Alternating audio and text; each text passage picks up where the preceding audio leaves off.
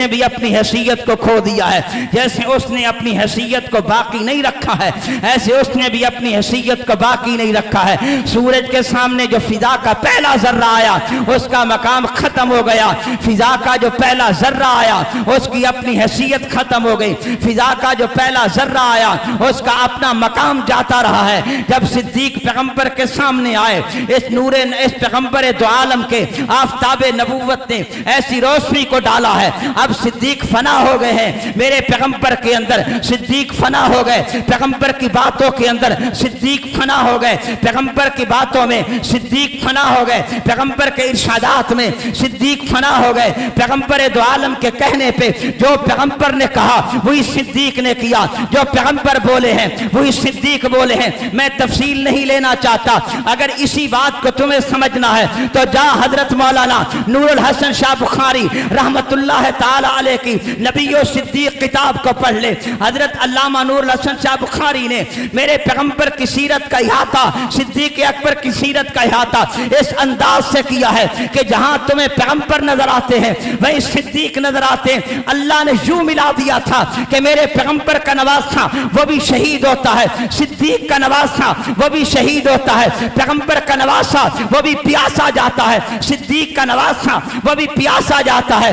پیغمبر کے نواز سے کبھی کوئی یار و مددگار نہ تھا، صدیق کے نواز سے کبھی کوئی یار و مددگار نہ تھا۔ پیغمبر کی جو بات ہے وہ صدیق کی بات ہے، پیغمبر کا جو عمل ہے وہ صدیق کا عمل ہے، پیغمبر کا جو کردار ہے وہ صدیق کا کردار ہے، جو پیغمبر کا کہنا ہے وہی صدیق کا کہنا ہے، جو پیغمبر کا بول ہے وہی صدیق کا بول ہے، جو پیغمبر کا کھیل ہے وہی صدیق کا کھیل ہے، جو پیغمبر کی چاہت ہے وہی صدیق کی چاہت ہے۔ جو لوگوں نے القاب میرے پیغمبر کو دیے تھے وہی القاب میرے صدیق کو دیے ہیں، جو پیغمبر دو عالم نے بات کی ہے وہی صدیق نے کی ہے۔ ایک اشارہ دینا چاہوں گا، فاروق اعظم نے صلح حدیبیہ کے موقع پہ اپنے جذبات کا اظہار کیا، اظہار کر کے میرے نبی کے سامنے آتے ہیں۔ جو نبی نے کہا حضرت عمر وہاں سے اٹھے تو حضرت صدیق کے پاس گئے، حضرت صدیق اکبر نے ان کی بات کو سنا۔ رب ذوالجلال کی کبریائی کی قسم ہے، اگر تجھے پڑھنا نہیں آتا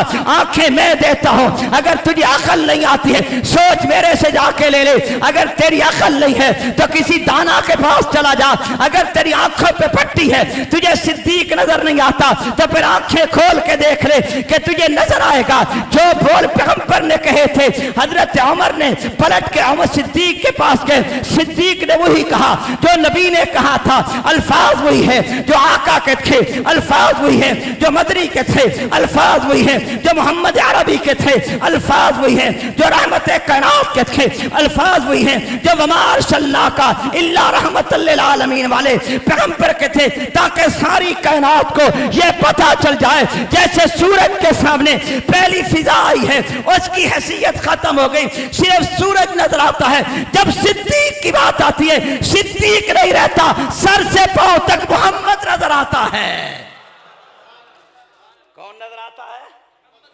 بولو یار کون نظر آتا ہے؟ میرے آقا نظر آتے ہیں، اس لیے کہا بسراجم منیرا کہ یہ تو ایک چمکتا ہوا روشن سورج ہے، چمکتا ہوا روشن ہے۔ اس پہ گفتگو کی جائے تو بڑی دور نکل جائے گی، لیکن بات کو ذرا سمجھتے جائیے گا۔ اللہ کے پیغمبر دین کو لانے والے ہیں، اسی لیے ایک کو لے کے مکے سے گئے، جب پلٹ کے آئے تو 10,000 کو لے کے آئے، جب دنیا سے جانے لگے تو حجۃ الوداع میں 1,44,000 تو وہ تھے جو آپ کے ساتھ حج ادا فرما رہے تھے، جو آئے پڑھ کے چلے گئے، جو آئے سیکھ کے چلے گئے، جو عورتیں تھیں آ نہ سکیں، جو بچے تھے پہنچ نہ سکے۔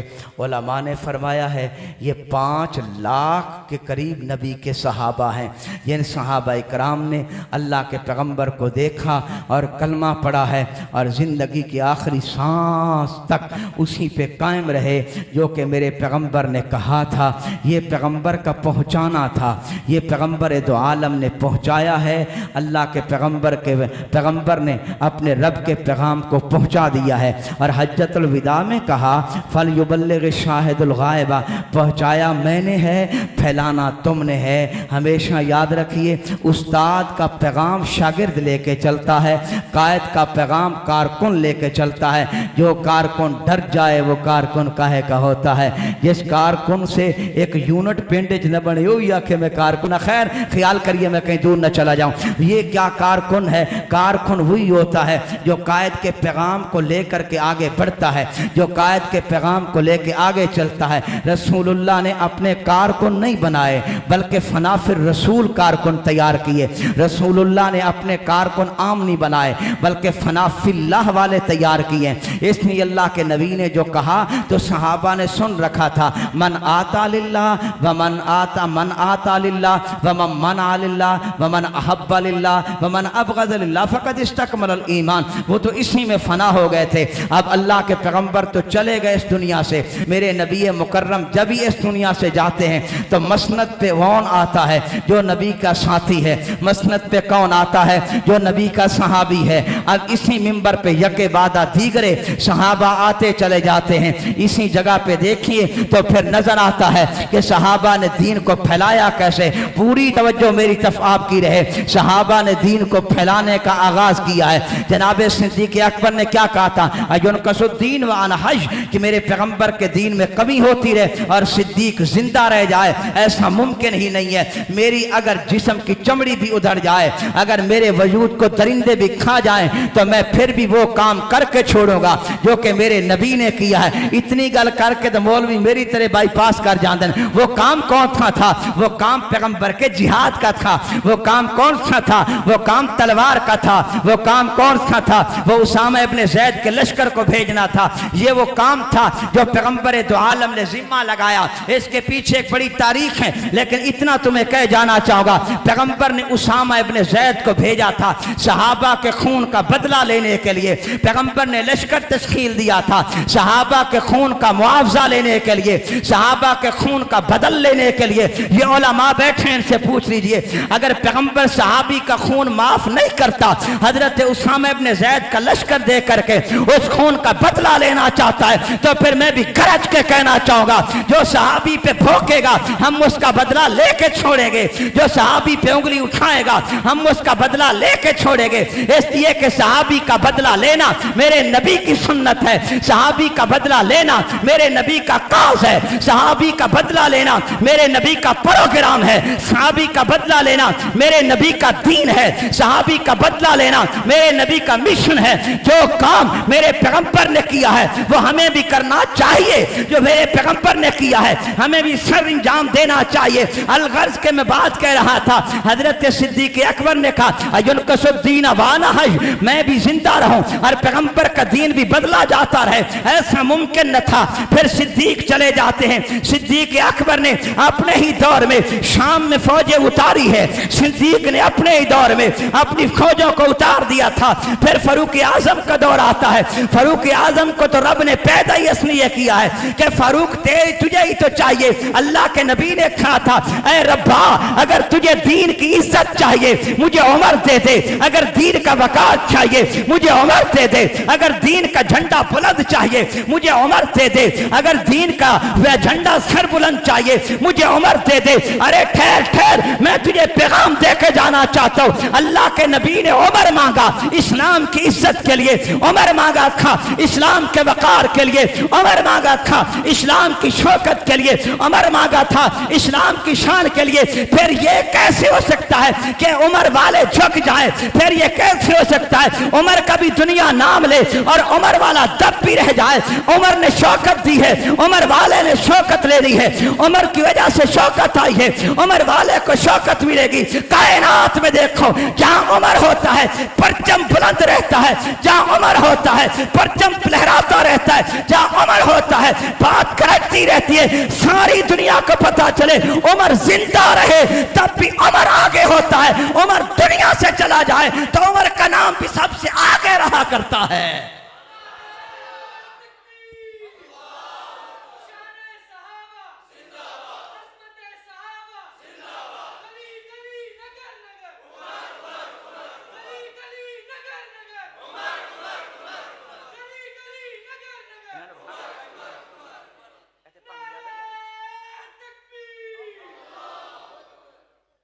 نے کوئی ٹھڈیانی تو نہیں پی رکھی یار؟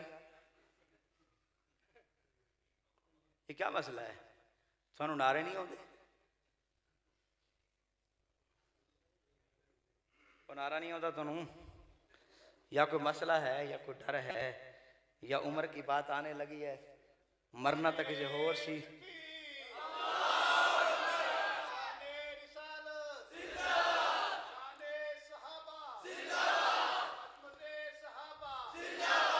نہ شرماؤ، بول پڑو۔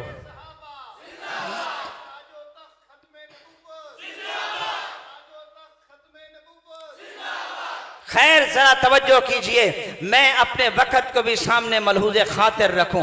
میری بات بڑی لمبی ہے لیکن وقت بالکل قریب ہے، میں نے آج اسی پہ لے کے چلنا ہے جو مجھے مولانا افضل صاحب نے کہا تھا۔ میں عرض یہ کر رہا ہوں سرکار کہ اللہ کے پیغمبر دین لانے والے ہیں اور صحابہ دین کو پھیلانے والے ہیں، اور یہ بات کا پھر آغاز ہوتا ہے۔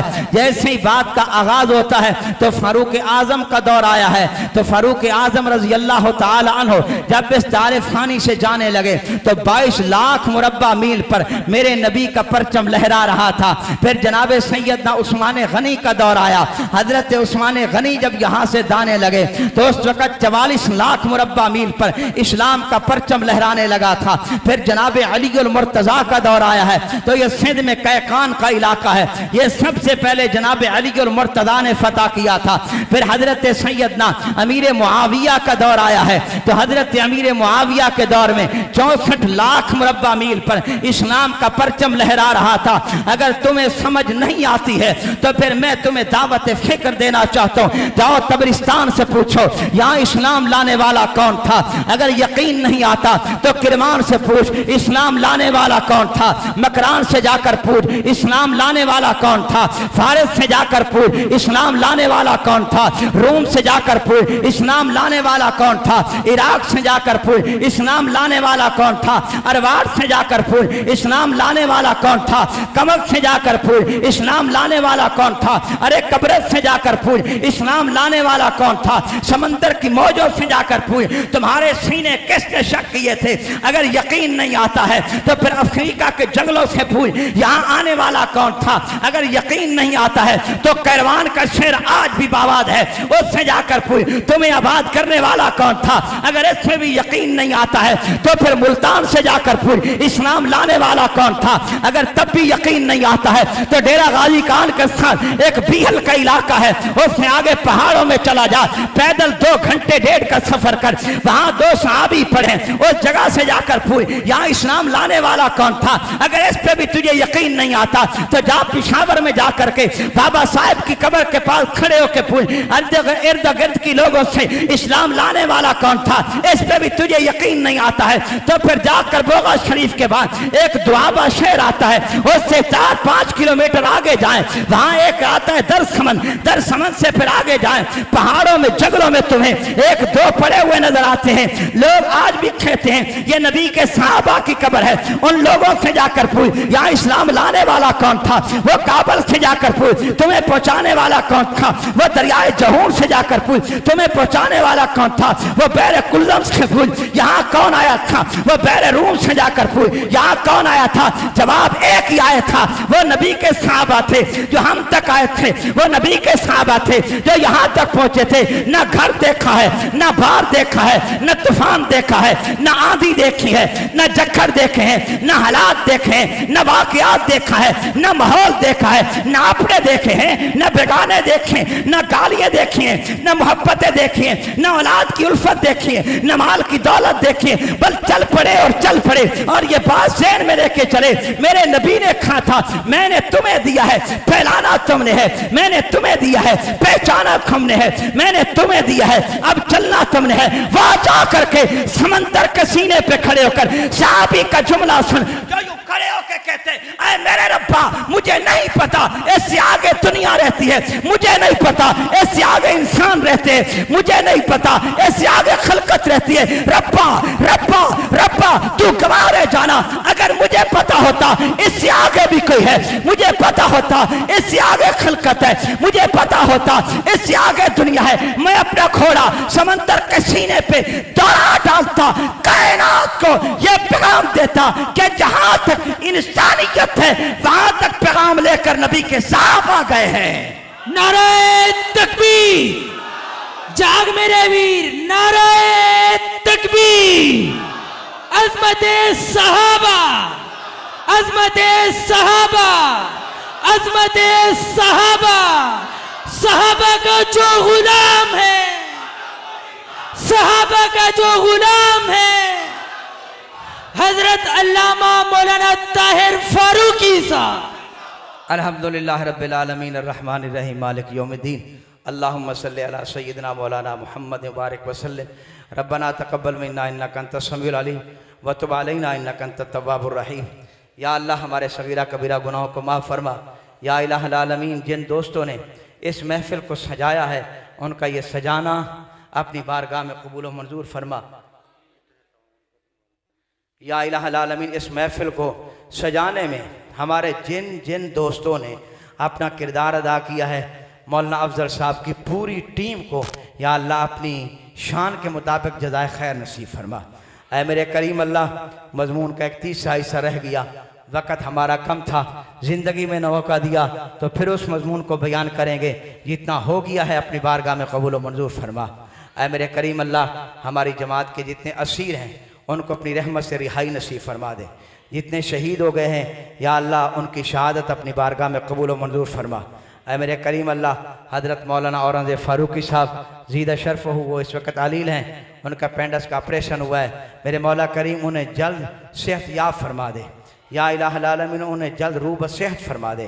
اے میرے کریم اللہ، جو تجھ سے مانگا ہے وہ بھی عطا فرما، جو نہیں مانگ سکے میرے کریم اللہ بن مانگے عطا فرما دے۔ یا رب صلی وسلم دائما ابدا علی حبیبک۔